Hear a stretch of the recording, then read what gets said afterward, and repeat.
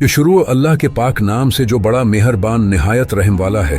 حضرت عمر بن خطاب رضی اللہ عنہ جو اسلام کے عظیم ترین خلیفہ گزرے ہیں، ان کی زندگی کا ہر پہلو ایک سبق اور ہر عمل ایک نشان تھا۔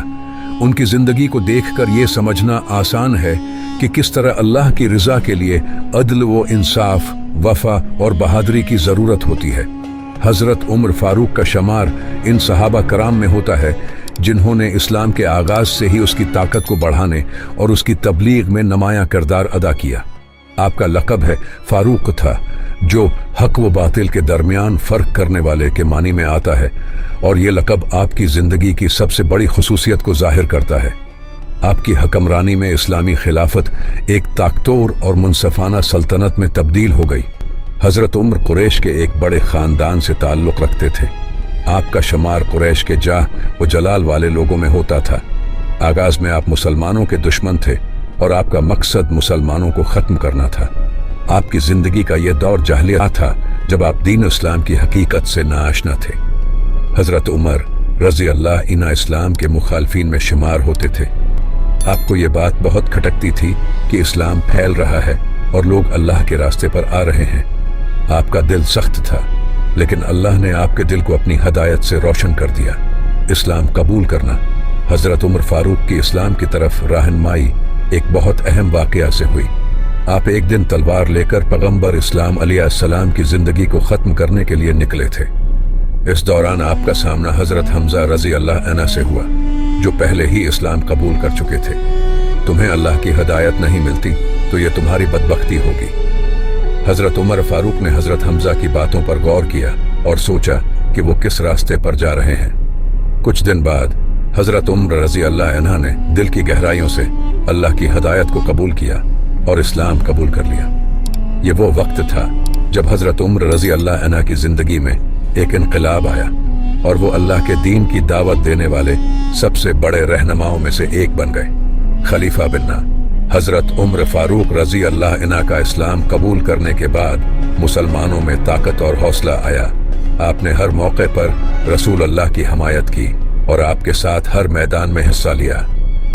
رسول اللہ کے بعد جب حضرت ابو بکر صدیق رضی اللہ عنہ خلیفہ بنے تو حضرت عمر فاروق ان کے سب سے اہم مشیر بنے۔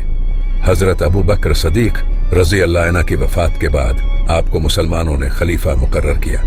آپ کی خلافت میں عدل، انصاف اور فلاح و بہبود کا راج تھا۔ حضرت عمر فاروق رضی اللہ عنہ کا عدل و انصاف کی مثالیں تاریخ میں ہمیشہ کے لیے محفوظ ہیں۔ آپ کے دور حکومت میں جہاں ایک طرف فتوحات کا سلسلہ جاری تھا، وہیں دوسری طرف آپ نے ہر فرد کے حقوق کا پورا تحفظ کیا۔ ایک مرتبہ حضرت عمر فاروق اپنے دربار میں بیٹھے تھے اور ایک شخص آپ کے سامنے آیا۔ اس شخص نے شکایت کی کہ اس کا حق مارا گیا ہے۔ حضرت عمر نے فوری طور پر فیصلہ کیا اور اس شخص کے حق میں انصاف دیا۔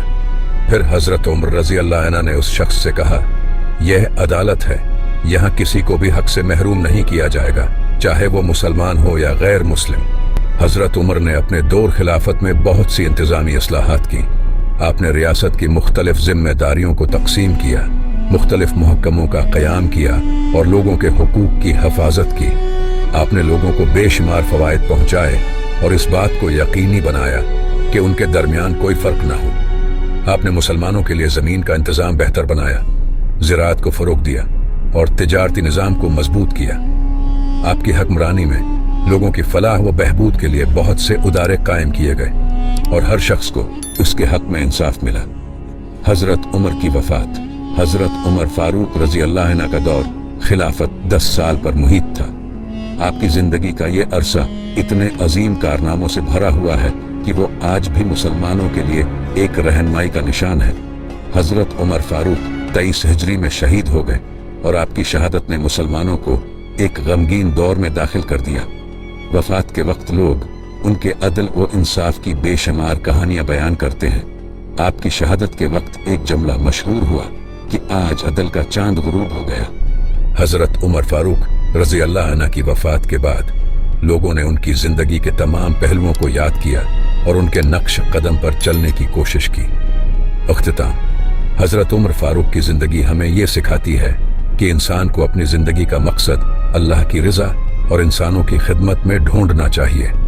हज़रत उम्र ने अपनी ज़िंदगी में अदल व इंसाफ, बहादुरी और वफादारी की जो मिसाल कायम की, वो हमेशा के लिए मुसलमानों के लिए एक निशान है। आपकी ज़िंदगी के वाक़यात ये बताते हैं कि किस तरह एक शख्स अल्लाह की रज़ा की कोशिश में है, अपनी ज़िंदगी को बेहतर बना सकता है और एक अजीम रहनुमा बन सकता है। आपकी रहनुमाई और आपकी खिलाफत के दौर में जो फतूहात हुए, वो इस्लामी तारीख का एक सुनहरी बाब है। हज़रत उम्र फारूक रज़ी अल्लाह इन्हा का शुमार तारीख के अजीम तरीन हुक्मरानों में होता है और उनकी ज़िंदगी हमें यह सिखाती है कि इंसान को अदल, इंसाफ और तकव्वी के रास्ते पर हमेशा चलना चाहिए। प्यारे नाजरीन, कहानी यहीं ख़त्म हो रही है।